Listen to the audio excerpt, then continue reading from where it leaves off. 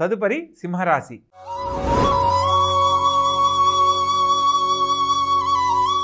ఈ యొక్క సింహరాశి జాతకులను కనుక మనం పరిశీలించినట్లయితే ద్వితీయ స్థానంలో కేతుగ్రహ సంచారం జరుగుతున్న కారణంగా ముఖ్యమైన విషయాలలో తొందరపాటు పనికిరాదన్న సత్యాన్ని తెలుసుకొని నడుచుకోవాలి. తృతీయ స్థానంలో వ్యయాధిపతి అయిన చంద్రుడు సంచరిస్తున్న క్రమంలో తోడబుట్టిన వారితో సఖ్యతతో మెలిగినట్లయితే వారిచ్చే సలహా మీ భవిష్యత్తుకి ఎంతో దోహదపడుతుంది.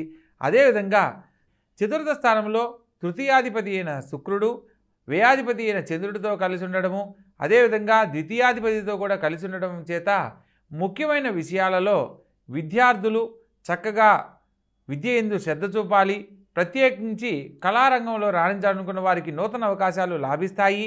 పంచమ స్థానంలో పంచమాధిపతి అయిన గురువు భాగ్యస్థానంలో సంచరిస్తున్న క్రమంలో ప్రభుత్వ సంబంధమైన ఉద్యోగం కోసం ప్రయత్నం చేసిన వారికి ఉద్యోగ లాభాన్ని పొందే అనుకూలత కలదు.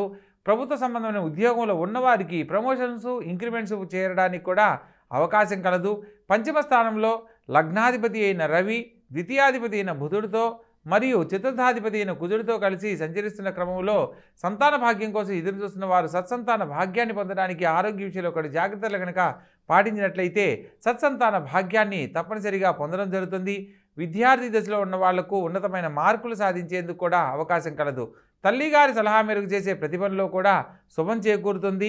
షష్టమ స్థానంలో చంద్రుడు సంచరిస్తున్న క్రమంలో తల్లిగారి ఆరోగ్యం పట్ల శ్రద్ధ వహించండి. ప్రత్యేకంగా సప్తమ స్థానంలో శని సంచారం జరుగుతున్న క్రమంలో జీవిత భాగస్వామితో ఎటువంటి వాగ్వివాదాలకు వెళ్ళకూడదన్న సత్యాన్ని తెలుసుకొని నడుచుకోవాలి. అష్టమ స్థానంలో రాహుగ్రహ సంచారం చేత ఆరోగ్యరీత్యా కొన్ని సందర్భాలలో కొంత ఇబ్బంది కలగడానికి అవకాశం ఉంది. కాబట్టి ఆరోగ్య విషయంలో ప్రతి ఒక్క దాంట్లో కూడా తగిన జాగ్రత్తలు పాటించాలి అని సూచనగా తెలియజేయడం జరుగుతుంది.